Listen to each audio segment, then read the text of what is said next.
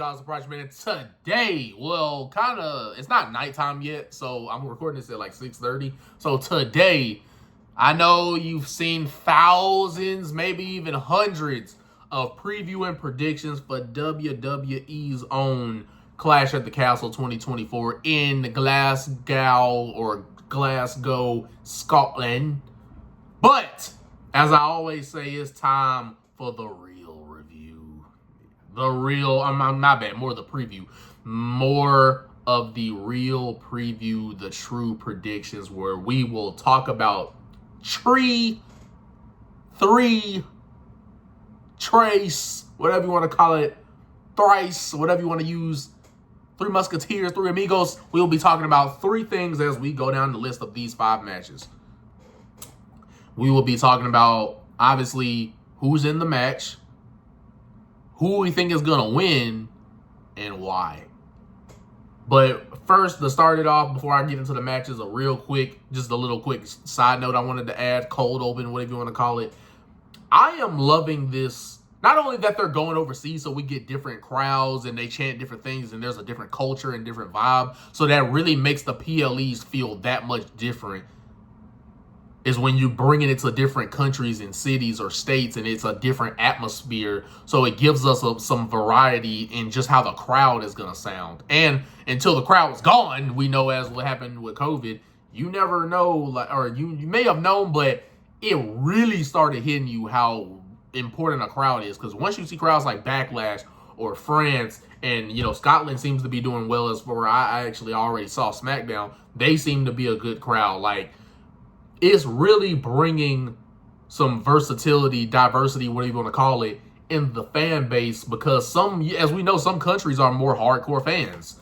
So they'll know a certain, so you may think, oh wow, WWE is presenting this guy or girl as a mid-carder, but then that crowd is cheering for them because they know who that is and they more of a hardcore fan base. But anyway, that's what I just want to say, that really quick. Really great that they're going to other countries, because it's changing the vibe and adding more to matches. Even if they're not going that well, it adds more to the matches when that crowd is chanting all types of things. So that's great for number one. And number two, and then we're about to get into it. Number two, I'm loving this 5-match format, because if you're going to do like 7 to 8 matches on one PLE, save that for your WrestleManias and your SummerSlams. Those, to me, are the only two that can get away with having like 7 matches.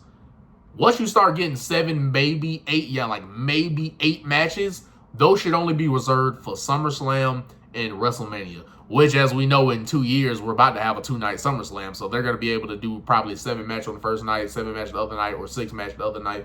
But I'm loving this 5-match format, because even if there are matches on here that you don't care for, it's only 5 of them. So it helps you as a fan not have to suffer if you don't like some of the matches. You don't have to suffer that long or sit through that long of a PLE, so you don't have that time to get exhausted and worn out from these matches. That's number one.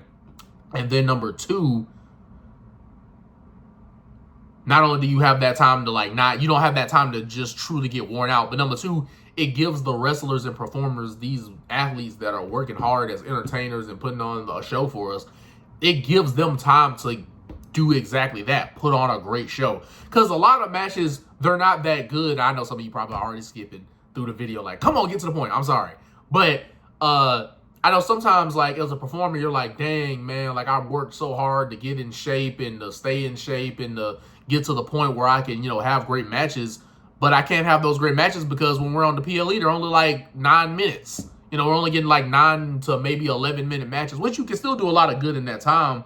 But when you want to put on great matches or bangers or just really fun matches, you don't really get the proper time to do that, because there's 9 other matches on the card. So you're like, God done. I don't really have time to show any of my true talent and skill, because that's getting shrouded or crowded by these such longer matches that they're trying to save time for. So it gives the wrestlers more time to actually put on a great match. And as a fan, you don't have to worry about getting exhausted, because they're not going to go much past 3 hours, because there's only 5 matches. So just wanted to say that as a kudos to Triple H. But now, as we are hitting the 5-minute mark, let's get right into our predictions. First, we're going to start off with the WWE Women's Tag Team Championships. championship match. It will be Bianca Belair and Jade Cargill.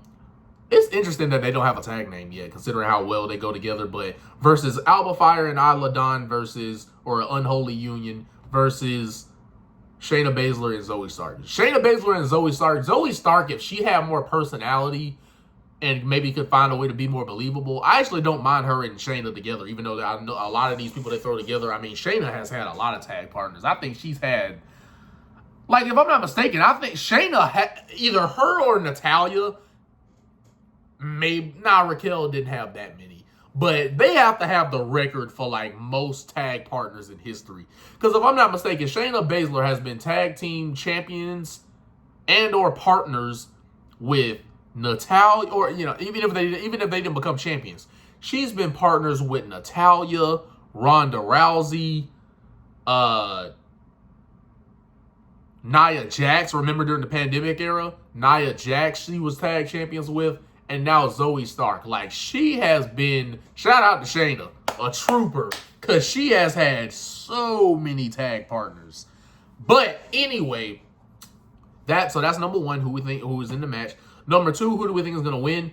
I think that they're going to have Jade and Bianca win. And I'm doing this, I may say some fantasy booking things, but I'm mainly going to book this based on what I think WWE is going to do. Because a lot of the time when I was doing these predictions, I was trying to kind of add my thoughts, and then it would crowd out my judgment as far as what are WWE. It would make me make that mistake of not doing what WWE would do, but doing something I would do. So I'm like trying to think, what would WWE do? What would the phrase, what would WWE do? So WWWD, what would WWE do? Unless you're counting WWE as an initial, then it would be what would WW. Dang, so it'd be WWW. What would WWWE WD. Oh man, that would be that's too long. Anyway, I was having some fun. Anyway, I think they're gonna have Bianca Belair and Jade Cargill win only because, and I say that's what I think what they're gonna do.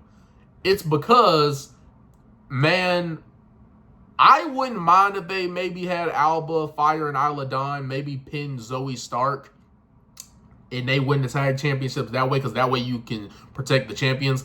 But I just feel like when they lose those, even though I know it's like it sucks, like it's pretty much looking like on paper that none of the hometown people are gonna win. But I think that they're gonna keep it on Bianca and Jade only because they're kind of the saving grace for the women's tag division right now. And, come on, it's Bianca and Jade. And WWE looks at them so highly. So I doubt two talents that they look at so highly will get beaten by two girls that they rarely feature and just started featuring just because of the hometown, which I hate. I'm like, not even that they're in their hometown. I'm saying I wish they would plan this stuff out beforehand. Like, have them be dominant for 2 months prior so that we're not completely surprised if they could maybe win this match. But it's not believable when they just hot shot these people last minute. I hate when they do that. Like, if they're going to be in their hometown, build this up beforehand. Or just book them correctly so that by the time we get to a hometown, now they actually make sense to be in it, other than the fact that it's going to be their home territory. But either way, shout out to them. Their hard work that they put in to get to this point, to get to the main roster in WWE. They're finally going to have a big time show where even if they don't win, they at least get to be in front of their hometown crowd in the UK, which is crazy because that's usually the place where you have to move from, because you know that the big bucks are in America, so they're going to be at home, have that moment. So good on them, but that's what I think they're going to do. Keep it on Bianca and Jade just because they're such big stars, and it's like, yeah. They're not... And like I said, they're the saving grace for the tag division as far as like believable tag teams that you could actually buy being the champs for a while. So yeah, even though they could have better feuds and storylines, they're keeping it on them. But moving along, Intercontinental Championship would be Sami Zayn versus Chad Gable. What I think they're going to do is probably keep it on Sam. I don't know, because I could either see them keeping it on Sami. It's like, I say I'm trying to implement my fantasy booking, but my fantasy booking would sound like something they could do as well. But it's all about, can you get people to want to see this match so many times? That's really what it is. Because this will be like the third or fourth time seeing this match. Because even before they had the contendership for like who was going to face Gunther at WrestleMania, even before that, I think they had faced each other before. So I think this is like their third match. They had this match, then they had a TV, remember they had a TV match where Chad pinned him when he wasn't the, Chad had pinned him, but it wasn't a title match. It was just a normal match, Chad versus Sammy. So the champion got pinned. Maybe because he has that win over Sammy, they could have Sammy retain. And then maybe have Otis. You know, we have that point in the match where we think Gable's going to win, but he's getting distracted by talking trash to Otis. And Otis finally, let's say referee's down, whatever, Chad Gable's out. And, you know, he gets on to Otis and Otis finally turns on him. Maybe that happens. Or I could see them having Chad Gable win and just crapping and shitting all over Otis and just talking down to him as he's like, now he's got a big head because he's the new champion. And then Otis turns on him, right? Turns on him after he becomes the champion. Or you could have Otis turn on him before he becomes the champion, because that way he cost him the opportunity. So I think it could go either way. I'm going to go Sammy just because I think that's what they're going to do. But honestly, it could work either way. Because Sammy could win due to Otis turning on Gable when maybe the ref's not looking or whatever, or the ref's down and, you know, we get that big moment. Or they could have Gable win and then him kind of like talking down to Otis, and maybe post-match Otis turns on Chad, and that leads into a program between Chad Gable and Otis. And, you know, we know that Chad Gable has also been backstage talking to the Creed brothers. And that actually makes sense to me to do that pairing of, like, that being his new faction. Because it's like, these are people he can take under his wing that he's not going to have to worry about them feeling a certain way or feeling bad. He knows, like, all right. And they haven't done anything with Creed brothers anyway.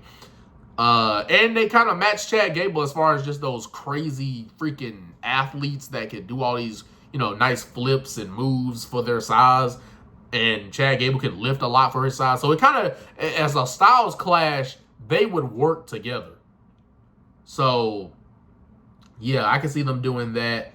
But either way, I'm going to go Sammy winning if I'm thinking what WWE would do. But, man, Chad Gable could win this too. I know I'm probably going to get I feel like I'm going to get, if I get anything wrong, that's the one I think I'm going to get wrong. To me, that's the most unpredictable match on here.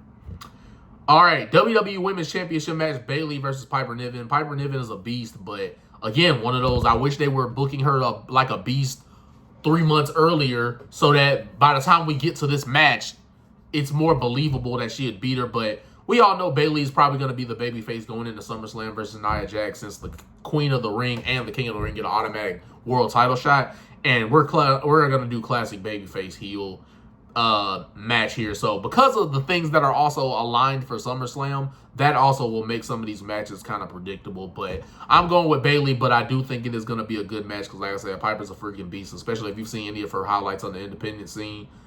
She's willing to go to those depths. But hopefully it is a good match nonetheless. One of those, hope she at least gets that, you know, enjoys the moment of performing in front of her hometown in a world title match, even though she may not win it. Here we go. Undisputed WWE Championship match. Cody Rhodes versus AJ Styles in an I Quit match. This match has been built up way better the second go-around. The first go-around, they did not really build this where clear babyface, clear heel, let's do this. Their first go-around, it was like they're, you know, kind of, you know, giving each other respect. And it was kind of more of a respectful match. I didn't feel like in their first match it was good, but it wasn't that much heat going into it. This one has heat. You know, he did the classic Mark Henry fake retirement. And it led to an I Quit match. So that was creative, right? AJ teased that he was quitting last week or the week before last. And then the next week, now he's like, oh, nah, I'm going to make you quit this time, AJ. And he throws down the challenge for the I Quit match. Like, you're going to quit for real. Like, none of that. It ain't going to be no fake retirement. I'm really going to get you there type of thing. And now this week, if y'all, I'm not going to spoil SmackDown, they had a really good back and forth promo. Like I said, now this match has heat. Now Cody has something to be upset about. Because the first go around, nobody attacked each other or anything like that. So there was no, like, heat. Now this has heat. They've been talking trash. AJ Styles laid him out on the floor by, reeling him into the fake retirement. But this is going to be a great match. Obviously, Cody's winning again because they set up him and The Rock for SummerSlam. And Cody's not going to say I quit because he's the John Cena Stone Cold babyface. And Stone Cold in the sense that these are not guys that are going to quit, if they're babyfaces at least. Like Stone Cold as a babyface, you knew if his whole thing is being a tough guy, what does a tough guy look like quitting? Now, when he was a heel, you could get away with it better. But definitely when Stone Cold was a face, especially peak Stone Cold as a babyface, nah, he's not quitting. And John Cena, and similar to John Cena, because they're both the never give up superhero babyface. So how would the kids look if they're supporting a quitter? You know what I mean? But they had a great promo. Y'all go tune into that and come back to me because I ain't going to spoil it for y'all. But then what is most likely going to be the main event because of the biggest star that Scotland has, Drew McIntyre. And he will be facing the champion, Drew McIntyre versus Damian Priest for the World Heavyweight Championship. It could go two ways. It could either be Drew finally gets his moment in front of his hometown, big crowd, right? Last time he was at Clash at the Castle in 2022, he had the crowd behind him against Roman Reigns, but he didn't win it because of Solo. But this time around, he's in his hometown, this time at Clash at the Castle, so he's not just in the area. Like, it was the last time it was the UK, so he was in the area, but now he's actually right there in his home country, in his hometown. And the crowd's loving him from the clips I've seen on the internet of the pre-show and everything.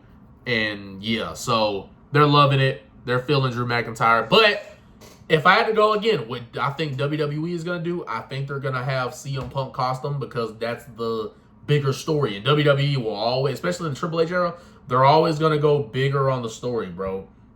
Even though it would be great to see him win, I'm going Damian Priest retaining for this. Punk costing him, I truly think that's what they're going to do because they're more prone, I feel, to do the bigger story, which would be CM Punk interfering and getting just getting more heat behind that. And then a lot of people think that Gunther is winning at SummerSlam, so if they're going to keep Gunther strong like they have been, they're not going to have him lose at SummerSlam. And, it helps Damian Priest get a little more of a title reign so that he's not completely transitional. Even though he hasn't really felt like a world champion to me, he just still hasn't hit that next level that it takes on the character work of things. Even though the promos have gotten better, he hasn't hit that next level character work. But anyway, that's what I think is going to happen. CM Punk maybe pulling the referee out from underneath or whatever the case may be. And that just adds more heat to their match. And that makes Drew go more insane, which, as we've seen, has been the best Drew, is when he has a gripe, when he has something to complain about, when he has something to whine about. That is the best Drew because it gives him a chip on his shoulder. Because once he becomes the world champion, he no longer has anything to complain about. But if we still want Drew going out there ranting, being the truthful, bait or heel promo, he would have to lose here. Like, if we want to keep that type of Drew, he would have to lose here. So I know on one end, that's what I think is going to happen. So that's my discussion on who I think is going to win. But on the other hand, if Drew wins, so this match is a little hard to predict, but I just think WWE are going to go pro storyline here. But yeah, Drew wins it, I would be fine with that because, man, he has gone through so much to not only get to the WWE, and now he's doing some of the best work in his career. Hometown, big PLE against Damian Priest for a world title. Like, man has gone through it with SummerSlam. He won it at WrestleMania without a crowd. Couldn't get it from Roman Reigns. Only had a just under 6 minute title reign. It's like, golly, man, why do we have to keep screwing this man over? Like, put in all that work just for you to always have to end up in a predicament where you losing is the better story than you winning, or that's being the bigger thing here that would be happening. But on one hand, it's like, it would be cool to see him crash out, but then I actually do kind of feel for him. Like, golly, bro, if you're him, like, if you were in his position, you would think, like, golly, man, I get it's the better story, but how many, like, opportunities are we going to pass up on him crowning me as the champ when is perfectly set up for me to be the champion. So that's my whole discussion on that. It should be a great PLE overall, bro. It seems like there's no matches that I feel are going to be boring on this card. Chad Gable and Sami obviously are going to deliver. It being a triple threat tag match, at least you know it'll be guaranteed chaos. It'll definitely be chaos with the I Quit match. And then the World Heavyweight title match, just with the atmosphere alone. And Drew and Damian are both good in the ring. But the atmosphere alone is going to really fuel that match. But that's my discussion on how I think Clash at the Castle, WWE PLE in Scotland this weekend. If y'all want me to make, I don't think I'm going to live stream it, but if y'all want to make me, or if y'all want me to do a review on how I kind of felt on the overall PLE in the match, I will do that and come back to y'all with that. But at the end of the day, we're going to say it is what it is, and what it's going to be is the Prodigy potentially coming with a review for this PLE. And I will be having some YouTube shorts uploaded, maybe for some entrances. I usually do that, right? I do some YouTube video shorts for the entrances, and I'll be doing that this weekend. But I will also be having a vlog coming for you guys tomorrow, because that's when I'm going to do most of the celebrating for my birthday. So I will have a full-on vlog from my birthday to what happened on the weekend. But I love and appreciate you guys, and we will be back here once again the next time I see you guys, since I am DJ White. So without further ado, let's get it. Until I see y'all in the next one, I will be back here with y'all young boys and girls out there. But until then, I'll see you in the next one. Peace.